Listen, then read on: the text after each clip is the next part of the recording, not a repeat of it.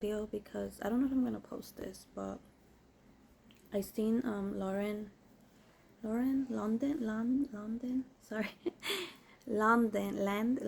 Oh my god, numbers, but her interview, and she was just talking about her spiritual journey and everything that she's been going through because of her the death of her boyfriend, Nipsey, and it really opened my eyes and made me realize that I kind of lost track with my spiritual journey. I have the definition of spiritual journey is my own. I have my own things and I do my own stuff.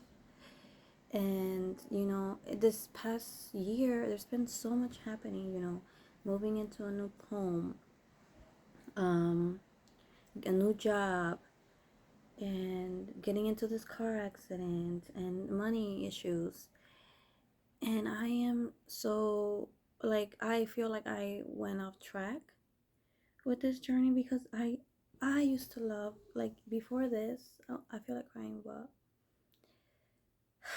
before this I used to sit down, I used to write, I still write, but I stopped writing.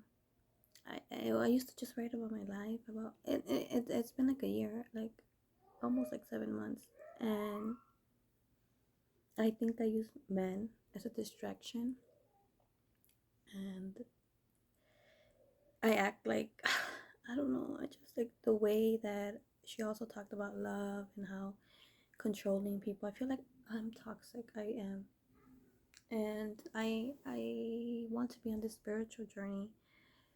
I don't want to be so desperate for no man. I feel like I use them. I act like I don't like them, like I hate men, and is it because I hate myself? I really need to get on this journey because I don't want to use things or people as a distraction to cover up who I really am. You know, I have books that I buy, I don't read them. I used to sit down, listen to some music, and write. And I love that. And not just write poems, but write about life, about how I'm doing. Okay, I just said that, but I think as I'm recording myself, I am, yeah, just, and part of me is like, I would love to meet a spiritual person. Just, I don't want to say I'm spiritual, but like, once I get to that, I don't want to say, because being spiritual is something, it's a journey. You have to work on it and healing and all of that. And nobody's perfect. So I would love to meet a man. And here goes my desperate self. Like, why do I act like this? Like, I need a man. Like, I want to. I would love to meet a man who's on the same path as I am. Not, I know I talk a lot about, oh, I need to marry a guy that has money, or money is important. Money is important, but to me, I feel meeting a man, like Lauren said, that inspires you, that brings you peace. And relationships are not easy either. So there's a lot that can happen, but that is another topic of me. You see, me being desperate. Like, I want to get to a point where I'm on the spiritual path where, and I'm okay. I'm okay with being alone. I'm okay. I am at peace with myself. And I don't want to think that men are all the same. I don't want to think that. I don't want to think men are a piece of shits. I don't want to think that. I don't trust men. I don't. And I feel like that is something that's also toxic. And I will never find a good man if I don't trust. I will never be in a healthy relationship. I just don't trust men. And I don't know, I just want to get on my spiritual journey where I was. My spiritual journey, to me, it means sitting down, writing, listening to music, expressing how I'm feeling in that moment, having my altar, meditating, cleansing my space, doing my candle magic. That's that's what I consider my journey, my spiritual journey. And I haven't done that in months because life gets in the way, and I want to be at a place where I am at peace. I am going on 30 years old. The past 10 years, there's been so many things that have been happening, from it started with my ex, right? He called the police on me. And I didn't talk about that because that did affect me a lot. It affected me so bad because of the fact that how is it that I that someone that I loved so much, I don't want to say love because I was young, but I felt love for them, they would betray me in that way. And that was the worst because this person was also in jail. And like how much hate. He didn't do this because I feel he didn't do this. He might have been scared, but part of me feels that he did it to make me suffer. I feel that. Because after those years, he still tried contacting me. He still tried to message me. He, like 6 months after the restraining order was up, he messaged me. And I seen him like 3 years ago, and he tried talking to me. So I don't think he was so scared, If he really was scared, he would try to ignore me. He would act like he don't know me. And and that hurts me because of the fact that how can you have love for someone and they betray you? Like, that was the worst thing ever.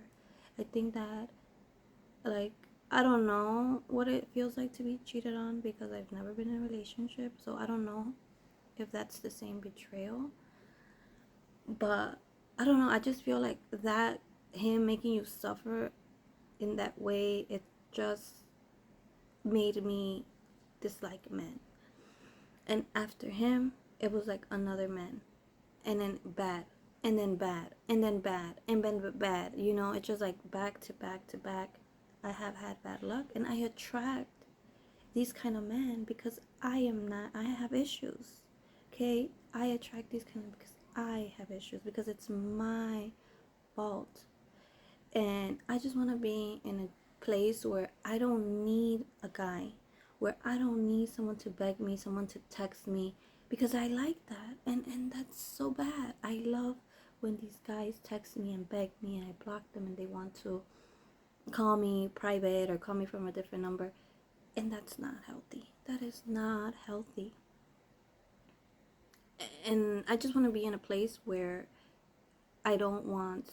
I'm okay with myself. I'm okay. I'm at peace.